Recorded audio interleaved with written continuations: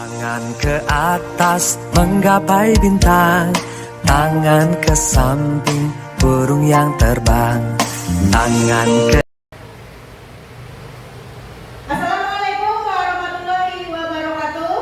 Waalaikumsalam warahmatullahi wabarakatuh. Cek suara dulu ya, Bapak Ibu. Selamat pagi. Pagi, luar biasa. Sekali lagi agar semangat. Selamat pagi. Pagi, luar biasa. Ya, terima kasih. Yang pertama-tama saya ucapkan untuk Bapak Ibu yang telah memenuhi undangan kami dalam kegiatan kami pada hari ini, yaitu kegiatan aksi nyata CGP atau calon guru penggerak angkatan 10 pada modul 1.4, yaitu tentang pengimbasan budaya positif di sekolah kita di SMP Negeri 2 Sanggau. Yang pertama-tama untuk diketahui oleh Bapak Ibu di sekolah kita yang sekarang, yang menjadi CGP calon guru penggerak ada 2 orang, saya sendiri dan Ibu Adriana Putri. Jadi supaya lebih efektif dan efisien kegiatan kita, maka kami berdua berkolaborasi dalam aksi nyata ini. Materinya akan kami sampaikan dari kami berdua, jadi dibagi menjadi 2 orang supaya lebih efektif ya Bapak Ibu. Jadi kegiatan kita ini lumayan akan lama, jadi kita santai saja, boleh peregangan dulu atau sambil relax saja ya Bapak Ibu ya. Kita santai saja, boleh nanti tanya jawab seperti biasa atau nanti kita di akhir akan refleksi ya Bapak Ibu ya. Yang pertama-tama saya ucapkan salam dan bahagia dulu untuk kita semua. Nah, ini kami ya, Bu Anita Wulandari dan Bu Adriana Indri, CGP Angkatan 10 Kabupaten Sanggau, Kalimantan Barat. Jadi untuk hari ini yang akan kita bahas ada 7 poin. Yang pertama, perubahan paradigma belajar. Yang kedua, disiplin positif. Yang ketiga, motivasi perilaku manusia. Yang keempat, kebutuhan dasar manusia. Yang kelima, posisi kontrol restitusi. Yang keenam, keyakinan kelas. Dan yang terakhir, segitiga restitusi. Mungkin Bapak dan Ibu sebelum ini juga sudah pernah dengar beberapa istilah yang akan kami sampaikan. Kita boleh nanti saling sharing lagi ya Bapak Ibu. Yang pertama ini, nah mungkin Bapak Ibu sudah pasti tahu lah, ini ya foto siapa. Ini adalah Ki Hajar Dewantara, adalah tokoh pendidikan nasional Indonesia ya. Filosofi Ki Hajar Dewantara ada 3 ya Bapak Ibu yang menjadi pedoman kita untuk mendidik anak-anak kita di sekolah. Ibu tadi bisa menyebutkan filosofi Ki Hajar Dewantara yang ada 3 itu, yang bahasa Jawa itu ing ngarso sung tulodo, ing madya mangun karso tut budi kandayani.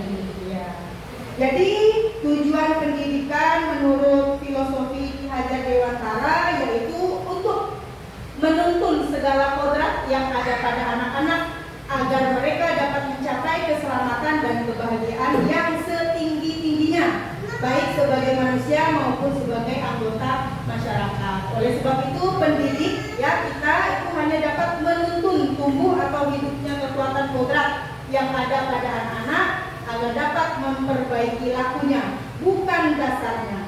Hidup dan tumbuhnya kekuatan kodrat anak-anak. Ya, jadi Bapak Ibu di sini kami sampaikan, kita ketahui bahwa kita sebagai pendidik ini sebenarnya hanya dapat menuntun atau mengarahkan tumbuh kembang anak-anak kita di sekolah. Bahwa sebenarnya mereka sudah mempunyai kodratnya masing-masing. Seperti di slide selanjutnya, kita sebagai pendidik ini diibaratkan sebagai petani. Nah, kita sebagai pendidik ini diibaratkan sebagai petani Kalau Pak petani itu yang ditanam adalah misalnya biji jagung, bisakah tumbuhnya itu nanti adalah biji stroberi, Bapak Ibu? Tentu saja tidak bisa ya.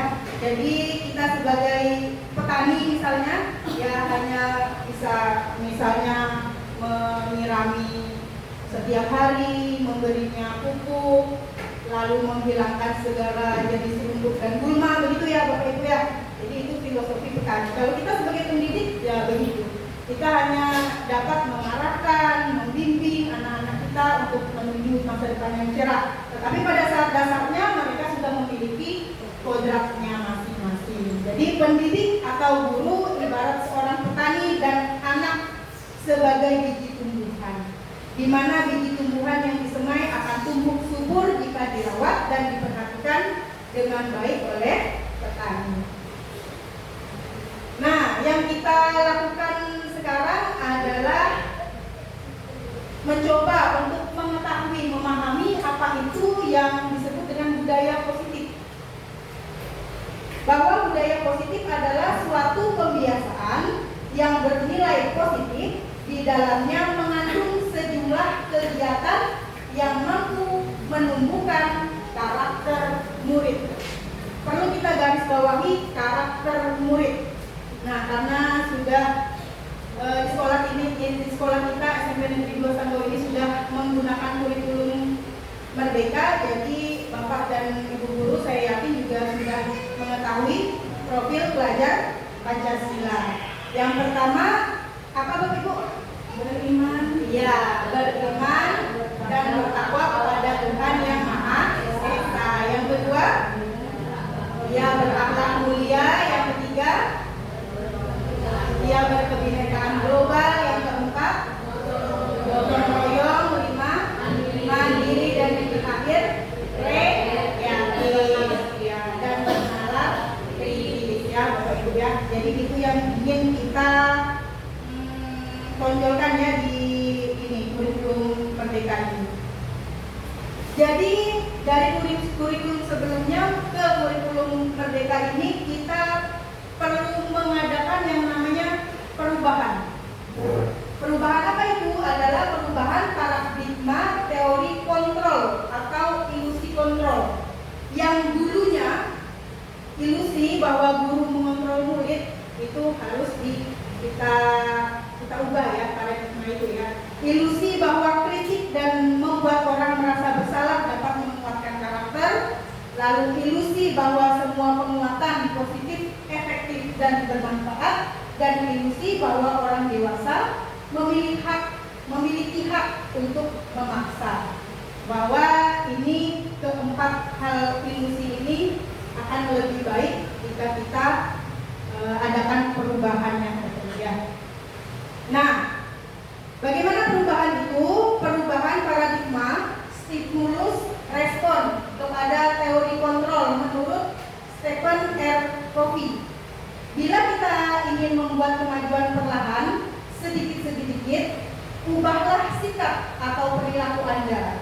Namun, bila kita ingin memperbaiki cara-cara utama kita, maka kita perlu mengubah kerangka acuan kita. Ubahlah bagaimana Anda melihat dunia, bagaimana Anda berpikir tentang manusia. Ubahlah paradigma Anda, skema pemahaman dan menjelaskan aspek-aspek tertentu tentang realitas. Jadi budaya positif yang sederhana yang dapat kita lakukan mungkin esok hari, yang Bapak Ibu belum pernah lakukan misalnya, boleh besok pagi kita menunggu anak-anak kita di depan gerbang, menunggu mereka datang ke sekolah, kita bersalaman dengan mereka, mengucapkan selamat pagi dan selamat datang. Itu merupakan salah satu contoh budaya positif di sekolah ya Bapak Ibu ya. Kita lanjutkan. Di sini ada perbedaan antara stimulus respon dan teori kontrol. Bapak Ibu bisa lihat di depan ini perbedaannya. Ini bagian yang stimulus respon, yang di sebelah sana teori kontrol. Terlihat jelas perbedaannya. Kalau stimulus respon, realitas atau kebutuhannya kita sama ya, semua orang melihat hal yang sama, kita mencoba mengubah orang agar berpandangan sama dengan kita, seperti itu ya. Perilaku buruk dilihat sebagai suatu kesalahan. Ya, orang lain bisa mengontrol saya bisa mengontrol orang lain. Pemaksaan ada pada saat bukan gagal. Model berpikir menang atau kalah. Ini adalah contoh stimulus respon. Jadi kita ingin menuju ke sini Bapak Ibu. Ingin menuju ke teori kontrol yang realitasnya adalah kebutuhan kita pasti memiliki kebutuhan yang berbeda-beda. Semua orang memiliki gambaran yang berbeda-beda. Lalu kita berusaha memahami pandangan orang lain tentang dunia, bukan hanya memaksakan kehendak kita ya Bapak Ibu ya. Semua perilaku memiliki tujuan. Hanya Anda yang bisa mengontrol diri Anda. Jadi kita yang bisa mengontrol diri kita masing-masing. Anda tidak bisa mengontrol orang lain. Kolaborasi dan konsensus menciptakan pilihan-pilihan baru. Model berpikir menang-menang.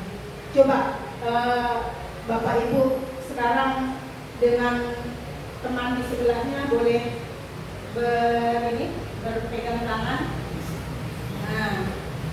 Nah, misalnya berpegang tangan gitu kan? Didiskusikan dulu kira-kira siapa yang ingin melepas dan siapa yang tidak ingin melepas. Kira-kira bisa tidak didiskusikan? Bisa tidak? Didiskusikan seperti itu. Bisa ya, tetapi atas persetujuan siapa? Bersama ya. Bisa tidak kita memaksa kawan kita untuk membuka ulasan tangannya? Kalau dia sendiri tidak mau membukanya? Ya, tentu saja tidak bisa. Terima kasih ya Bapak Ibu ya. Begitu ya.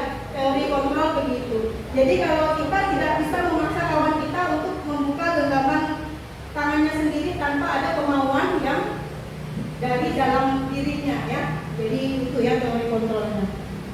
Lalu apakah makna disiplin? Nah, ini kan sering kita di kelas harus disiplin ya anak-anak ya. Masuk harus tepat waktu, jam 7 atau bagaimana. Nah, pokoknya kita harus disiplin. Sebelum mendisiplinkan anak-anak kita, tentu saja kita juga yang harus disiplin ya. Masuk kelas tepat waktu, ya absensi juga aman ya, begitu ya Bapak Ibu ya. Sip. Kita pasti telah menanamkan ini di dalam diri kita masing-masing ya. Nah ya, berasal dari bahasa Latin ya, kata disiplin ini Bapak Ibu, dari kata disciplina yang artinya belajar. Makna asal dari kata ini berkonotasi dengan disiplin diri dari murid-murid Sokrates dan Plato. Disiplin ini membuat orang menggali potensinya menuju sebuah tujuan apa yang dia hargai.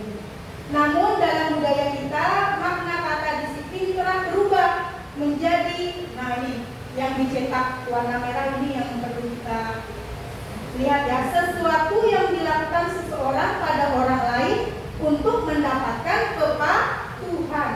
Kecenderungan umum adalah menghubungkan kata disiplin dengan ketidaknyamanan, bukan dengan apa yang kita hargai atau pencapaian suatu tujuan mulia. Jadi disiplin ini kita harapkan ke depannya akan tumbuh, akan timbul dari anak didik kita yang berasal dari internal dirinya, bukan atas paksaan kita atau eksternal ya Bapak-Ibu ya. Nah, dalam konteks pendidikan kita saat ini, untuk menciptakan murid yang merdeka, syarat utamanya adalah harus ada disiplin yang kuat. Nah, disiplin yang kuat. Disiplin yang dimaksud adalah disiplin diri, bukan pemaksaan, yang memiliki motivasi internal berasal dari dalam diri anak tersebut. Jika kita tidak memiliki motivasi internal, maka kita memerlukan pihak lain untuk mendisiplinkan kita atau motivasi eksternal. Kalau kita kurang motivasi diri ya berarti kita mintalah motivasi dari orang lain. Nah, lanjut. Apa arti kata merdeka menurut KHD atau Ki Hajar Dewantara? Menurut beliau dari perintah, akan tetapi juga cakap buat memerintah diri sendiri. Ini dalam Ki Hajar Dewantara, Pemikiran Konsepsi Keteladangan Sikap Merdeka, bukunya cetakan kelima tahun 2013, halaman 469. Ini menurut Kakaknya. Lalu ini ada teori motivasi perilaku manusia, itu yang tadi saya sampaikan. Ini adalah contoh kalimat motivasi eksternal. Yang pertama, untuk menghindari ketidaknyamanan atau hukuman. Itu motivasinya dari luar diri ya. Contohnya ada kalimat menanyakan dalam diri sendiri, apa yang akan terjadi apabila saya tidak melakukannya? Waduh, ini kalau saya tidak mengerjakan PR, besok ini saya kena hukuman ini oleh Bu Tuti. Nah, misalnya. Nah, itu ya, itu motivasi eksternal. Yang kedua, untuk mendapatkan imbalan dari orang lain atau institusi ya. Jadi dia mengharapkan imbalan atau penghargaan dari orang lain. Misalnya dia menanyakan pada dirinya, apa yang akan saya dapatkan apabila saya melakukannya? Nah, itu kan sering misalnya, ini nanti di kelas ya, yang hari ini tiketnya bersih, yang rajin, nanti di akhir pertemuan akan diberikan coklat misalnya. Jadi dia rajin itu ya karena ada mengharapkan suatu imbalan itu tadi ya. Yang ketiga, untuk menghargai diri sendiri, menjadi insan sesuai harapan kita. Ini yang kita ingin lakukan. Jadi ini adalah tujuan kita bersama ya, untuk meningkatkan motivasi internal, yaitu tujuan dari disiplin positif ini. Nah, apa tujuan dari disiplin positif? Tujuannya adalah menanamkan motivasi yang pada murid-murid kita, yaitu menjadi orang yang mereka inginkan dan menghargai diri sendiri dengan nilai-nilai yang mereka percaya. Ketika murid-murid kita memiliki motivasi tersebut, mereka telah memiliki motivasi intrinsik, motivasi dari dalam dirinya yang berdampak jangka panjang. Kalau motivasinya dari orang lain, saya rasa dampaknya pendek ya, gitu ya. Nah, kalau memikirkan hanya ingin mendapat imbalan atau takut karena hukuman, itu kan jangkanya motivasinya pendek. Kalau dia berasal dari diri sendiri, jangkanya akan panjang. Saya belajar ini gunanya untuk apa ya, untuk menggapai cita-cita. Jadi ada dari dalam dirinya untuk memotivasi yang positif. Nah, ada yang namanya budaya positif dan ekosistem positif. Nah, ini sama saja ya. Kita ambil contoh perbandingannya dengan hidup tumbuh-tumbuhan seorang petani. Dalam hakikatnya sama kewajibannya dengan seorang pendidik. Tadi di awal sudah saya sampaikan, misalnya yang menanam padi hanya dapat menuntun tumbuhnya padi, dia dapat memperbaiki kondisi tanah, memelihara tanaman padi, memberi pupuk dan air, membasmi ulat-ulat atau jamur-jamur yang mengganggu hidup tanaman, padi, dan lain sebagainya. Ini menurut KHD dalam lampiran 1 pada bukunya Dasar-Dasar Pendidikan Keluarga tahun 1 nomor 1234 November Desember 1936 Januari Februari tahun 1937. Nah, lalu kita lanjutkan dengan kebutuhan dasar manusia. Jadi kita semua manusia memiliki yang namanya kebutuhan dasar. Kebutuhan dasar kita dengan anak-anak didik kita ya sama saja untuk sebagai orang manusia ya. Bapak Ibu ada 5. Yang pertama survive atau survival atau bertahan hidup. Nah, ini kaitannya dengan apa? Kebutuhan dasar ini dengan fisiologis atau fisik kita. Kebutuhan yang paling utama, misalnya kalau kebutuhan kita yang pertama, kira-kira apa ya Bapak Ibu? Yang paling utama dalam hidup kita, nggak bisa kita tanpa itu, nggak bisa kita lakukannya kita. Makan, minum, pokoknya sandang dan papan. Itu masuk ke kebutuhan dasar manusia yang ini, yang bertahan hidup. Misalnya kita menemukan kasus di kelas, anak-anak sering bawa bekal kan ke sekolah ya waktu itu ya. Lalu misalnya si Doni, ada si Doni, dia mengambil bekal temannya, ketahuan oleh wali kelasnya. Setelah diselidiki, setelah ditanya-tanya, si Doni ini mengaku bahwa dia mengambil bekal kawannya ini. Setelah ditanya alasannya kenapa kau ambil bekal ini, saya lapar bu, tidak bawa duit, tidak dikasih jajan oleh orang tua.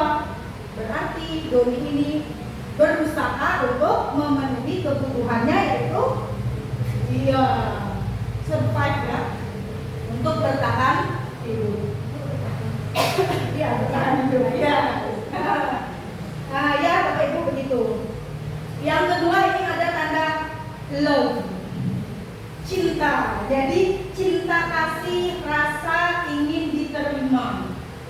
Ini kaitannya dengan rasa cinta, rasa kasih ingin diterima dalam suatu kelompok.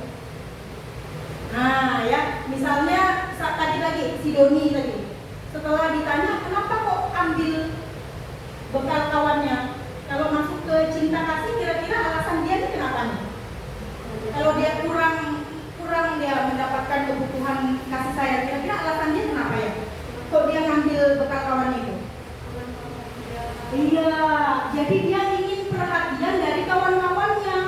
Padahal dia ada duit untuk beli jajan atau dia ada bawa bekal, tapi jawabannya saya pengen diperhatikan oleh kawan-kawan, saya ingin diperhatikan oleh guru-guru, makanya saya ambil. Saya pengen diperhatikan orang tua biar orang tua saya dipanggil ke sekolah.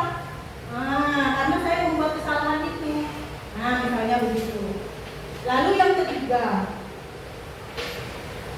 penguasaan. Ada tanda bintang di situ. Penguasaan ini kaitannya dengan dia merasa ingin dihargai dalam suatu kelompok. Ini sering terjadi pada anak-anak kita. Ingin dia dianggap hebat. Nah, pas kita tanya si Doni tadi, kira-kira jawabannya apa tuh kalau dia ingin dianggap hebat? Jadi tadi, saya ingin dianggap hebat oleh kawan-kawan saya karena saya sudah bisa mengambilnya tanpa ketahuan misalnya. Nah, ya begitu. Lalu ada yang ini yang keempat dan kelima, kesenangan dan kebebasan. Nah, hanya untuk senang-senang saja itu si Doni itu. Jahil saja dia iseng babul, ambil punya kawan. Sering ya Bapak Ibu ya begitu kan? Iya ya, ya. Yang paling sering yang mana Bu? Yang senangannya iseng kan?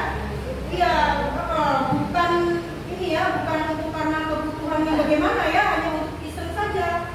Saya iseng mau ambil punya dia biar ya lucu saja lihat dia, ya bukan saya, begitu. Jadi senang saja atau ingin bebas saja dia melakukan hal tersebut.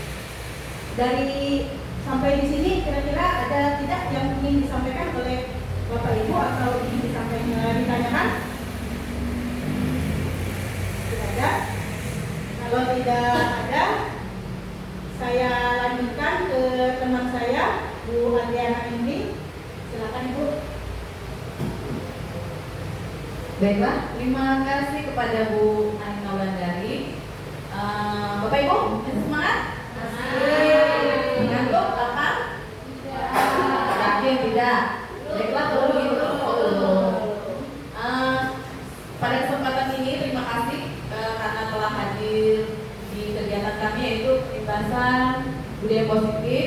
Kali ini saya akan melanjutkan materi dari Bu Anita. Beranjak dari si Doni tadi ya Bu Anita ya. Banyakkan si Doni, nanti kita lupa hal yang lain. Kita mau lihat posisi kontrol. Karena memang banyak sekali hal-hal yang terjadi di semua sekolah, tidak hanya sekolah kita. Kita mau lihat posisi kontrol. Ada 5 posisi kontrol yang Bapak Ibu pasti pernah lakukan di sekolah, termasuk saya juga. Posisi kontrol yang pertama yaitu kita sebagai guru penghukum, ya. Yang kedua, kita sebagai guru pembuat merasa bersalah. Yang ketiga, kita sebagai guru teman bagi anak-anak kita. Yang keempat, kita sebagai pemantau. Dan yang kelima, kita sebagai manajer. Pasti di antara kelima ini Bapak Ibu pernah melakukan di sekolah. Apalagi khususnya penghukum. Karena kesabaran kita setipis tisu dibagi 1000. Makin sangat amat tidak sabar. Ya, kita bisa lihat sendiri ya Bu ya. Bapak Ibu, kalau identitas gagal atau kontrol dari luar itu adalah kita sebagai penghukum yang membuat merasa bersalah. Bagaimana guru berbuat dalam fase penghukum itu? Menghardik, menunjuk-nunjuk, menyakiti, menyindir. Pernahkah kita lakukan? Sering itu tadi ya, karena kesabaran kita setipis tisu dibagi 1000 ya. Tapi tidak apa-apa Ibu, itu fase namanya. Kita makin kesini kita makin berubah, makin belajar bagaimana dari yang tidak baik menjadi baik. Contohnya jika guru berkata dalam fase penghukum, kalau kamu tidak lakukan, awas ya, rasakan. Berarti dalam ada nada mengancam. Mau tidak mau kan anak-anak takut dan akan ikut dengan apa yang kita perintah. Hasilnya apa? Anak-anak memberontak. Dia tidak akan mau melakukan apa yang kita suruh, kita perintahkan. Selanjutnya menyalahkan orang lain, ini yang sering terjadi. Bukan saya Bu, jika suatu anak melakukan kesalahan dia akan bilang, bukan saya Bu, si A, si B. Dia akan mencari kambing hitam karena takut akan hukuman tadi, jadi dia menghindari hukuman. Kemudian berbohong, akan sering terjadi anak-anak berbohong. Itu mungkin sudah kita alami ya, anak-anak sering berbohong karena ada suatu alasan. Pasti akan ada alasan dalam suatu kebohongan yang memang itu tidak mungkin dibenarkan. Namanya kebohongan tidak mungkin dibenarkan. Kaitannya dengan dunia berkualitas ini adalah biasa anak-anak mereka mengingat dengan apa yang mereka lihat, dengan apa yang kita lakukan. Apakah kita masuk, kalau penghukum itu apakah kita masuk di bagian dunia berkualitas? Ternyata guru murid meletakkan guru di luar dunia berkualitas. Jadi kalau kita sebagai seorang penghukum, anak-anak itu tidak akan mengingat sama kita. Apa yang diingatkan? Paling yang diingat begini, si guru ini memberi label lah, galak, apalah dan sebagainya. Tapi dia tidak menyimpan memori apapun tentang kita karena kita sering hukum. Murid akan berkata, biarkan saja, nanti juga marah-marah lagi. Jadi apapun yang dilakukan, nanti juga saya akan marah-marah, nanti juga akan begini begitu. Tidak hanya di sekolah, di rumah juga ya. Bagi bapak ibu yang sudah memiliki keluarga dan anak pasti mengalami ini. Mau cerita sama mama, dosa nanti juga dimarahin lagi, gitu ya. Iya, jujur salah apalagi bohong. Lebih baik bohong mungkin ya. Demi menghindari hukuman. Nah, dampaknya apa? Murid atau anak kita akan mengulangi kesalahan bersama. Sering dilakukan lagi. Karena adanya hukuman dilakukan lagi. Tidak ada membuat efek jerah. Nah, sementara kita lihat, kalau kita di fase membuat rasa bersalah, guru berbuat apa? Berceramah. Apalagi kita emak-emak ya, yang suka sekali berceramah, menceritakan kisah nyata dan kisah masa lalu kita untuk membuat anak merasa bersalah. Dengan kata-kata, terkadang guru berkata, kamu seharusnya tahu, ibu lelah sekali mengatakannya, ibu stres. Mungkin kita pernah bilang seperti itu kepada anak-anak. Capek ibu ngadep kamu, hanya kamu, tak kamu, kata bahasa kita sehari-hari ya. Kamu lagi, tidak ada orang lain. Capek, lelah, ibu ingin pergi dari dunia ini. Wah, bahaya ya kalau sudah ibu bilang ibu akan pergi dari dunia ini, mau pergi ke planet lain ya. Hasilnya apa? Dia akan menyembunyikan, dia akan menyangkal, dia akan berbohong. Mari lagi kita lihat bohong. Itu cara aman. Sepertinya cara aman anak-anak untuk tidak merasa bersalah, tidak terkena hukuman. Murid akan berkata, maafkan saya, karena dia merasa menyesal, karena dia merasa bersalah. Saya loh yang membuat hal itu terjadi. Ya seidentiknya kita merasa bersalah, pasti kita langsung minta maaf ya, walaupun bukan salah saya, misalnya kesenggol aja, maaf ya. Kasihan kita merasa bersalah, walaupun sebenarnya kadang-kadang bukan salah kita ya. Dampak murid merasa rendah diri, dia jadi minder. saya lagi. Jadi dia merasa tidak punya percaya diri. Nah, maka itu yang kadang-kadang kita takutkan kan. Yang kemudian adalah identitas berhasil atau sukses, kontrol dari luar. Fasenya ini teman dan pemantau, mengharapkan imbalan atau ketergantungan pada orang lain. Contoh misalnya teman membuat alasan untuk murid-muridnya. Guru berkata, ayolah lakukan demi ibu. Masa kamu tidak mau? Ingat tidak ibu pernah bantu kamu? Mungkin kita pernah di fase ini ya. Kadang-kadang guru itu juga harus menjadi teman, tapi ternyata baik atau tidak? Oh, tidak selamanya segala sesuatu itu menjadi baik. Kenapa? Anak-anak kita hasilnya jadi ketergantungan dengan kita. Kalau kita menjadi teman dari mereka dan suatu saat kita tidak membantu mereka, dia akan merasa kecewa. Padahal kayaknya kita best friend ya bu ya, tapi kok ibu tidak bantu saya? Nah, dia akan kecewa.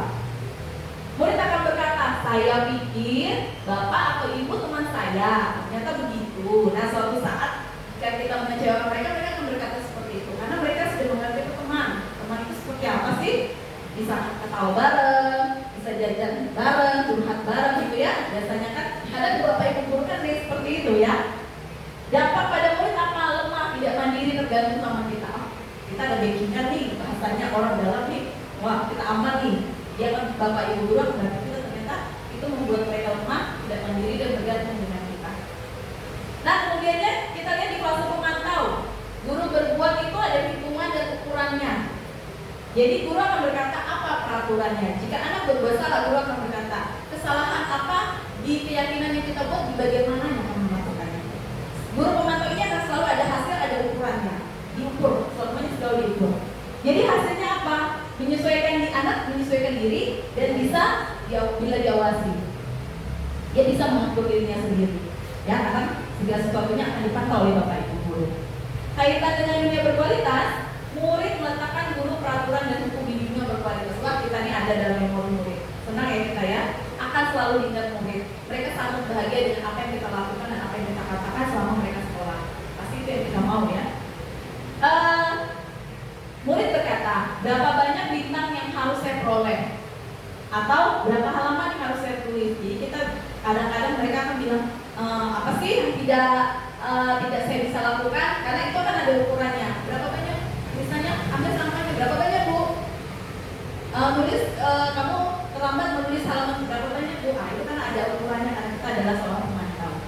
Dampaknya pada murid adalah menitik beratkan pada sanksi atau hadiah untuk dirinya. Sanksi itu sama dan tidak dengan hukuman bapak ibu. Sanksi dengan hukuman sama tidak? Kalau sanksi itu memantau terlalu tinggi atau rendah? Tidak. Oh, tidak sampai. Oh ya, berdasarkan kesepakatan bersama. Iya, kata Bu Tuti berdasarkan kesepakatan bersama. Belum sampai hukuman ya Bu Tuti ya. Baru sanksi. Dan mereka juga mengharap hadiah. Hadiah itu ternyata boleh tidak sih kita berikan kepada murid? Tidak selalu ya. Karena apa? Kalau tidak selalu, bolehlah kadang-kadang kita mengapresiasi murid-murid kita dengan memberikan pesan kecil atau pujian. Tapi kalau selalu memberikan hadiah, mereka kan ketergantungan. Mau mengerjakan ini, ada hadiahnya tidak? Contoh misalnya anak-anak, Kak, Bang, bantu ibu bawa ini. Ada upahnya tidak bu? Nah, kadang-kadang mereka akan seperti itu. Hadiahnya, bintangnya apa bu? Ada sebagainya. Nah, kita lanjut di identitas berhasil, sukses, kontrol diri, menghargai diri sendiri. Di posisi manajer, guru berbuat mengajukan pertanyaan. Guru berkata, apa yang kita yakini, apa yang bisa mengerjakan untuk memperbaiki masalah ini. Berarti kita membantu anak untuk mengidentifikasi masalahnya sendiri dan menyelesaikan masalahnya. Anak jangan kita biarkan untuk selalu kita bantu. Kadang kita harus menstimulasi otak mereka. Kalau mereka berbuat salah, apa yang harus mereka lakukan untuk memperbaiki masalah itu. Nah, jadi hasilnya adalah menguatkan pribadi. Kaitannya dengan dunia berkualitas, murid meletakkan dirinya sebagai individu yang positif dalam dunia yang berkualitas itu sangat baik sekali ya. Murid berkata, bagaimana caranya saya bisa memperbaiki keadaan? Wah, itu sudah luar biasa murid kita bisa berpikir seperti itu. Dampaknya, murid dapat mengevaluasi diri bagaimana cara memperbaiki diri. Di antara kelima posisi ini, best idealnya adalah manajer. Dan kita semua berharap Bapak Ibu bisa sampai di posisi manajer. Ya, pelan-pelan kita rubah kebiasaan kita dari penghukum menjadi pembuat bersalah, teman, pemantau, baru berada di posisi manajer. Nah ya, kita namanya kita belajar. Buat perubahan sedikit-sedikit tidak apa Bapak Ibu. Yang pernah kita lakukan kita kurangi. Semoga suatu saat kita bisa sampai di posisi manajer. Nah selanjutnya kita lihat keyakinan kelas, hukuman dan penghargaan. Mengapa tidak peraturan? Mengapa harus keyakinan kelas? Beda tidak peraturan dan keyakinan kelas Bapak Ibu? Apa bedanya?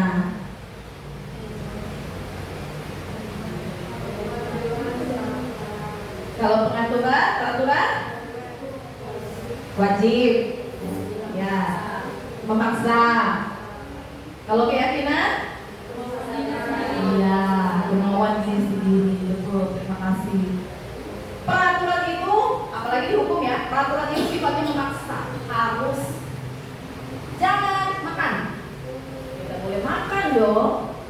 Kalau kita bilang makan secukupnya, kita yakin kita mampu mengontrol diri, ya kan? Apalagi yang pengen, saya mau diet nih, jangan makan. Wah, bagaimana? Apa kabar dunia kalau kita tidak makan? Nah, baik-baik saja, ya. Lambung kita tidak baik-baik saja. Kita lihat ya, ada 3 contoh pernyataan berikut. Peraturan menggunakan helm, peraturan 3M, menggunakan masker, mencuci tangan, menjaga jarak, dan datang tepat waktu pada saat mengikuti pelatihan. Itu namanya peraturan. Ada peraturan, ada keyakinan. Kalau peraturan contohnya gimana? Kenapa kita menggunakan helm? Apa? Agar aman. Untuk keselamatan. Iya, tadi peraturan takut kena tilang. Ya kan? Nah,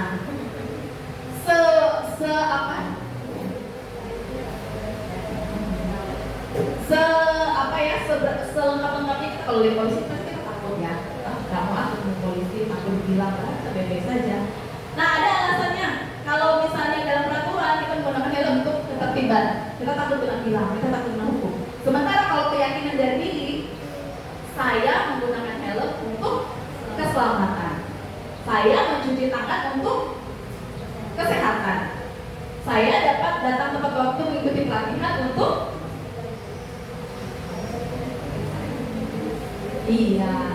mendisiplinkan diri sendiri. Jadi peraturan itu sifatnya memaksa, sementara keyakinan itu berasal dari diri.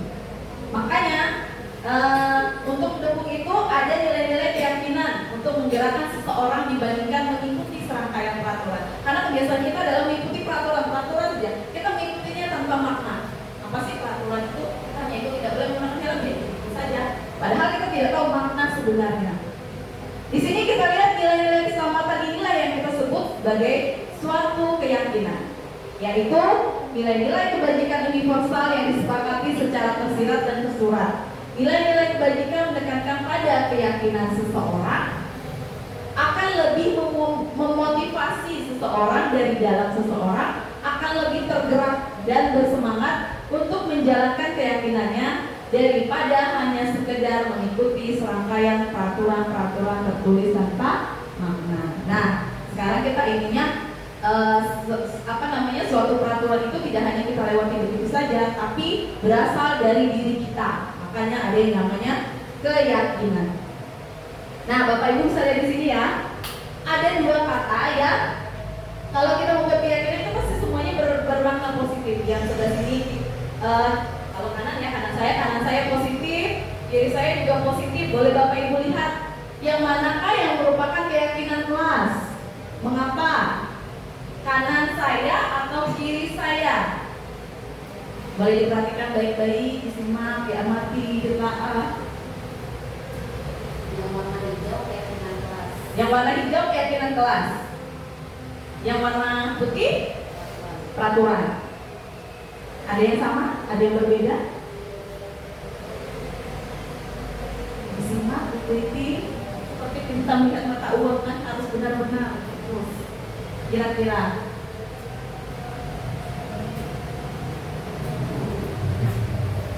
Kiri, kanan. Kiri apa? Kamu mau yang mana? Ya, itu. Yang hijau keyakinan kelas. Yang B bukan. Oke, menurut pembelajaran yang kami tahu, boleh dikoreksi jika salah Bapak Ibu, yang keyakinan kelas adalah sebelah kiri. Walau sebenarnya ya sama-sama positif, memang tidak ada yang negatif di sini karena tidak ada kata jangan dan sebagainya. Nah, biasanya keyakinan kelas itu kan asalnya dari kesepakatan ya, kesepakatan kita bersama. Berarti kan harusnya bersama-sama yang ingin membuat suatu aturan, bukan aturan ya, sesuatu yang kita yakini itu bisa kita lakukan.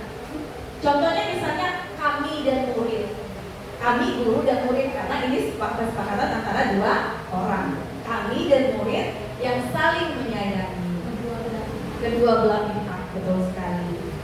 Sementara di sini kan sepertinya salah satu datang tepat waktu mengucapkan salam dan ini bunyinya perintah, betul? Ya, menjaga kebersihan sekolah, tapi itu peraturan juga. Berdoa sebelum dan sesudah kegiatan, aktif dalam pembelajaran, tertib. Nah ini semua peraturan harus ya dilakukan ya. Nah sementara di sebelah kiri saya kesepakatan dua orang, kami murid semangat belajar. Oh saya yakin nih kalau saya di kelas akan semangat belajar nih, jadi kami yakin.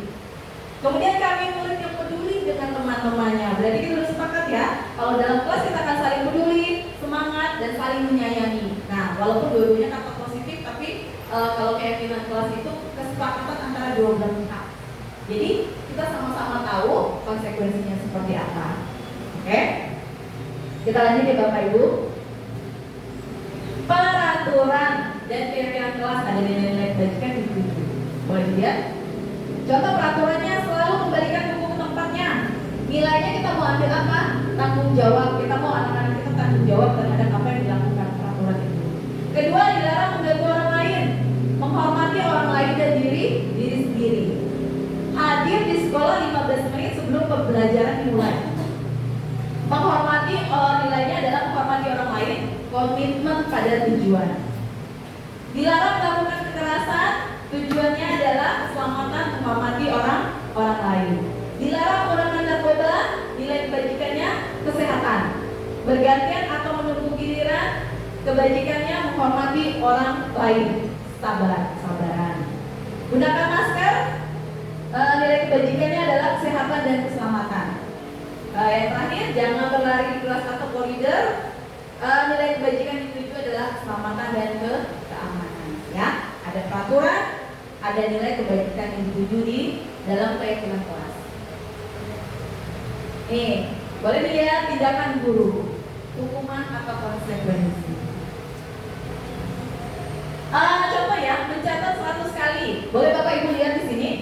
1, 2, 3, 4, 5, 6, 7. Ada 7. Mencatat ada 7 kasus. Kira-kira hukuman atau konsekuensi yang mana? Mencatat 100 kali di dalam buku kalimat, saya tidak akan terlambat lagi karena terlambat ke sekolah. Kira-kira hukuman atau konsekuensi? Hukuman. Oke. Mantap. Lari mengelilingi lapangan basket 2 kali karena terlambat hadir di sekolah. Hukuman. Oke. Murid diminta untuk push up 15 kali karena tidak menggunakan masker ke sekolah. Hukuman apa konsekuensi? Hukuman. Hukuman ya. Menggantikan kertas tugas teman yang telah dicoret-coret. Oh sip, mantap Bapak Ibu hebat, luar biasa. Membersihkan tumpahan air di meja tulis karena tersenggol pada saat belajar. Oke, konsekuensi. Murid disuruh untuk mengenakan sepatu seharian di sekolah karena tidak mengenakan sepatu hitam. Hukuman atau konsekuensi? Mulai melemah nih. Murid disuruh untuk mengenakan sepatu seharian di sekolah karena tidak mengenakan sepatu hitam. Hukuman? Murid disuruh untuk mengenakan sepatu seharian di sekolah karena tidak mengenakan sepatu hitam. Sepatu biasa. Karena dia tidak menggunakan sepatu hitam, kan peraturan sepatu hitam ya. Kira-kira hukuman atau konsekuensinya? Hukuman. Lari mengelilingi lapangan basket 2 kali karena terlambat 10 menit untuk pelajaran PJOK. Konsekuensi. Kenapa dia dihukum? Karena terlambat 10 menit Bu Siska. Betul tidak? Oh, konsekuensi. Maaf. Iya, saya agak terlihat. Jangan marah pada saya, oke? Kita lihat ya, biar dimaafkan. Perbedaan hukuman dan konsekuensi bisa dilihat ya. Hukuman adalah sesuatu yang menyakitkan harus terjadi. Sementara konsekuensi sesuatu harus terjadi. Kedua, membuat anak sakit hati, dendam, fisik, luka batinnya. Wah, ada luka batin di sini nih. Yang ke konsekuensinya membuat anak merasa tidak nyaman dalam waktu yang pendek ya. Jadi dia tidak akan berlama-lama dan tidak ada dendam di situ. Yang ketiga, anak membenci kedisiplinan. Konsekuensinya anak menghargai disiplin. Paksaan. Hukuman. Konsekuensinya stimulus dan tanggapan. Hukuman mendorong anak menyakiti diri sendiri. Konsekuensinya mendorong agar anak mudah menyesuaikan diri. Ketiga, selanjutnya konsep diri yang buruk. Konsekuensinya konsep diri yang baik. Hukuman anak belajar untuk menyembunyikan kesalahan. Konsekuensinya anak belajar untuk mematuhi peraturan. Selanjutnya, marah, rasa bersalah, dipermalukan, merasa tak dihargai. Konsekuensinya kehilangan hak, dibuat tidak nyaman, diasingkan untuk sementara. Nah, ini didapat dari Restitution Jan Goosen, The Five Positions of Control, Yayasan Pendidikan Luhur 2005. Selanjutnya, apa itu restitusi? Restitusi, terlalu ribet ya, adalah proses menciptakan kondisi bagi murid untuk memperbaiki kesalahan mereka, sehingga mereka bisa kembali pada kelompok mereka dengan karakter yang lebih kuat. Goosen 2004. Nah, jadi tujuan kita di sini adalah mengembalikan mereka ke karakter yang baik, yang menciptakan posisi supaya mereka menjadi lebih baik. Ciri-ciri restitusi. 1. Bukan untuk menebus kesalahan, namun belajar dari kesalahan. Anak harus belajar dari kesalahan yang mereka lakukan, bukan untuk menghakimi. 2. Memperbaiki hubungan baik, hubungan kita dengan anak-anak. 3. Tawaran, bukan paksaan. Sesuatu yang dipaksa itu pasti tidak enak dan tidak baik. Kalau ditawarkan, mau. Tergantung tawarannya. Jangan sembarangan mau aja ya. 4. Restitusi menuntut untuk melihat di dalam diri. Kita lihat apa sih yang ada dalam diri kita, apa yang harus kita perbaiki. Kelima, restitusi mencari kebutuhan dasar yang mendasari tindakan. Kebutuhan dasar tadi ada berapa Bapak Ibu? 5. 1. Kasih sayang. Siapa sih yang butuh kasih sayang? 2. Kesenangan. 3. Penguasaan. 4.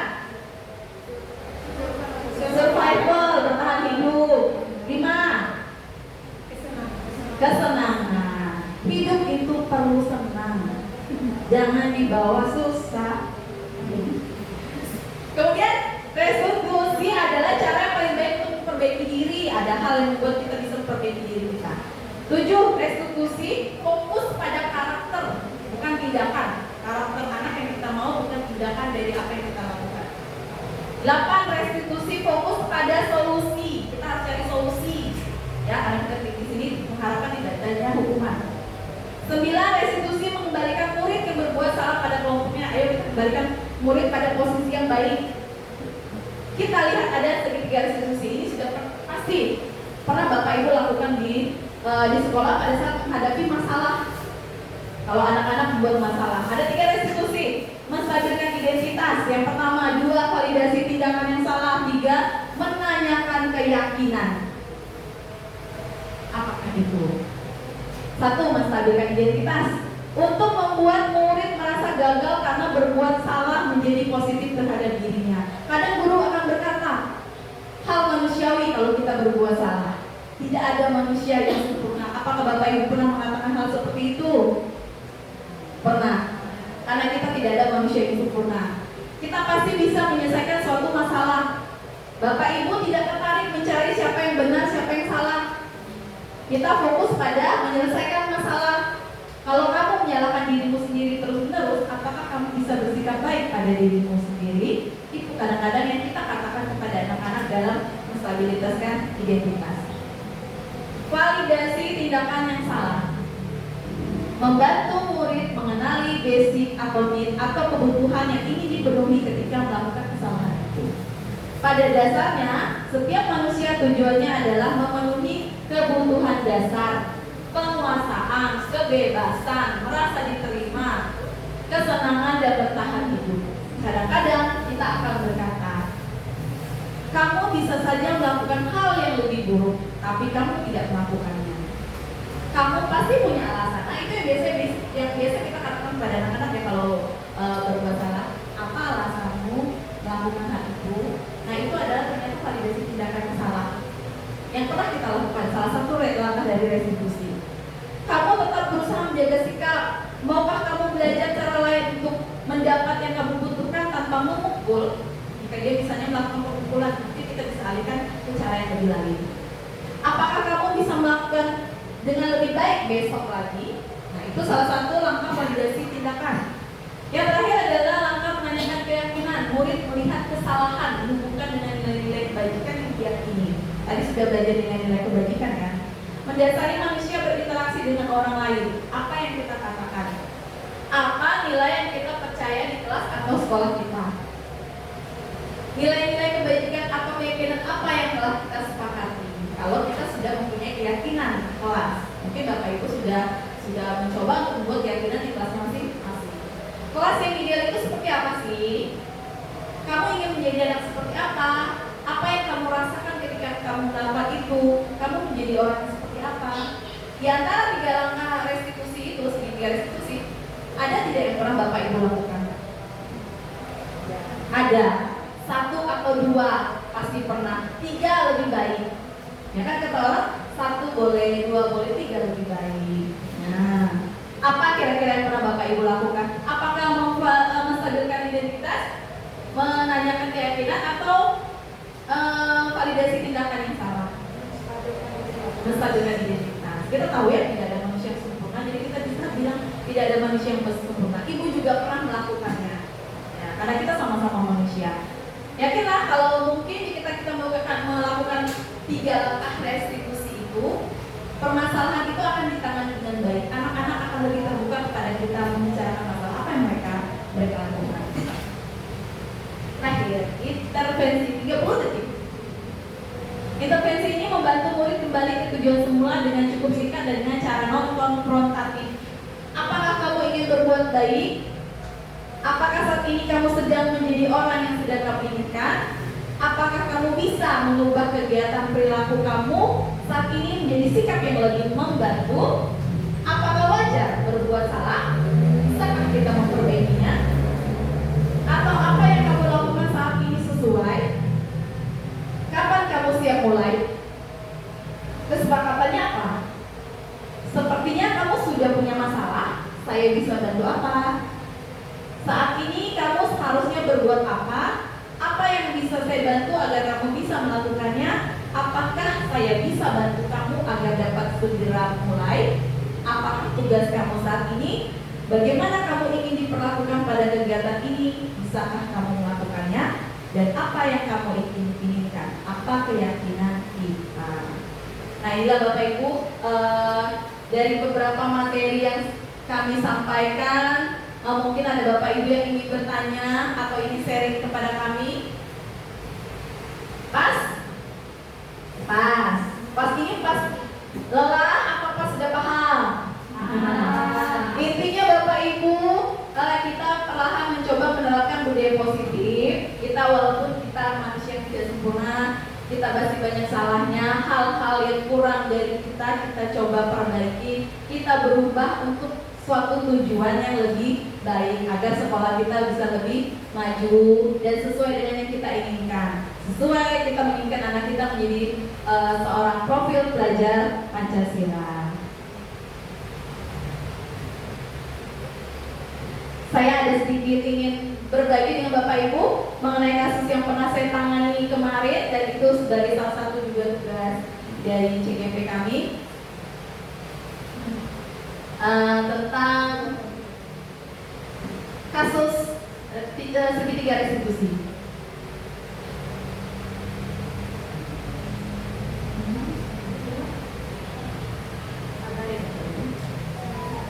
Ya, so sabar ya, sabar itu emas. Emas itu kita bisa gadaikan. Mas Iko, kalau Mas Iko saya tidak tahu. Mas Gilang, oh Mas Gilang itu favorit kita. Sedikit berbagi.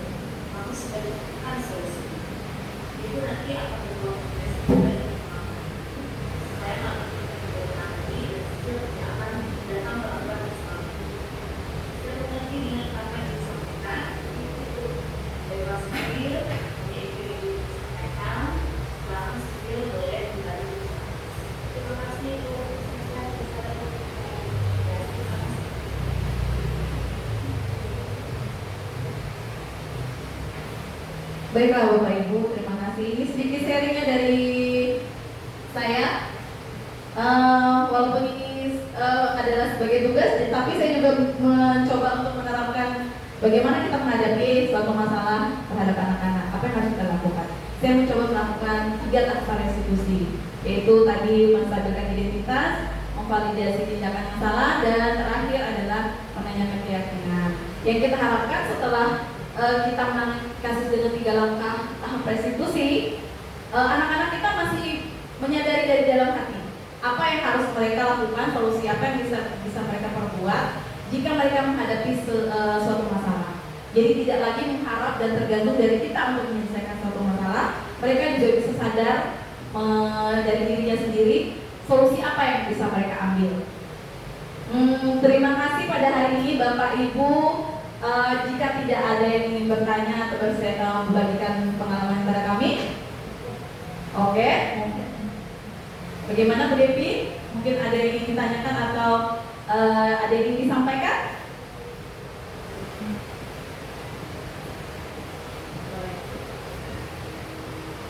Terima kasih kepada Ibu Indri dan Ibu Anita atas kegiatannya yang saya rasa sangat baik dan sangat positif pada pagi hari ini untuk rekan-rekan guru yang ada di sekolah kita. Jadi menurut saya apa yang sudah disampaikan tadi oleh kedua rekan guru kita ini sangat bermanfaat dan sangat baik ya apabila kita terapkan di sekolah kita sehari-hari, karena memang benar apa yang telah disampaikan tadi oleh kedua rekan guru kita ini adalah hal yang paling terbaru ya, mengikuti perkembangan dunia pendidikan saat ini yang harus diterapkan kepada anak-anak didik kita. Saya rasa kita tidak bisa lagi menerapkan zaman-zaman model pendidikan terutama masa-masa kolonial ya. Kita sudah berada di era zaman digital, jadi kita menyesuaikan juga dengan perkembangan karakter anak. Jadi saya sangat menerima dan merasa sangat bermanfaat lah untuk kegiatan pada pagi hari ini, yaitu pembebasan budaya positif yang telah disampaikan oleh Bu Indri dan Bu Anita. Sekian dan terima kasih. Baik, terima kasih Bu Indri dan terima kasih juga kepada Bapak Ibu sekalian telah memenuhi dan menyampaikan diri untuk bersama kami dalam kegiatan kami yaitu pembebasan budaya positif.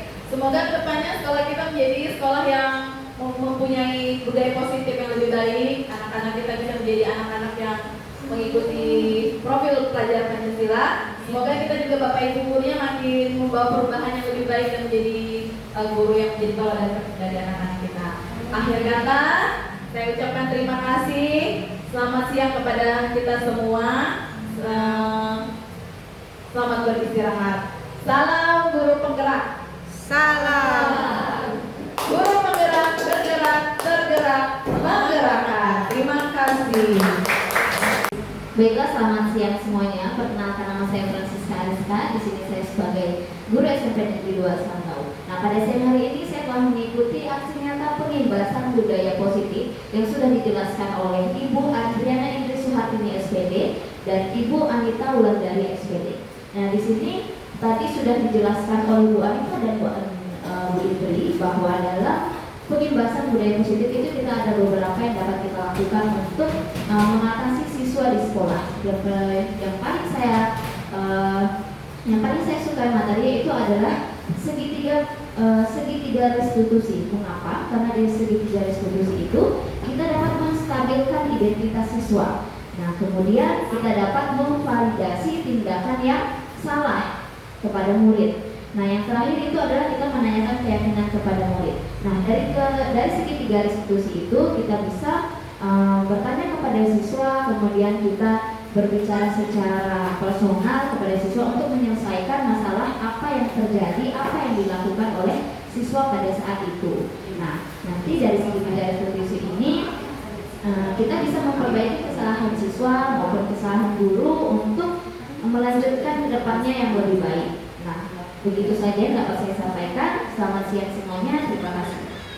Baik, Assalamualaikum warahmatullahi wabarakatuh. Perkenalkan, nama saya Ilmi, salah satu guru di SMP Negeri 2 Sanggau. Nah, pada kali ini saya mengikuti kegiatan yaitu aksi nyata pengimbasan budaya positif yang dilakukan oleh pemateri kita, yaitu Bu Anita dan Bu Indri.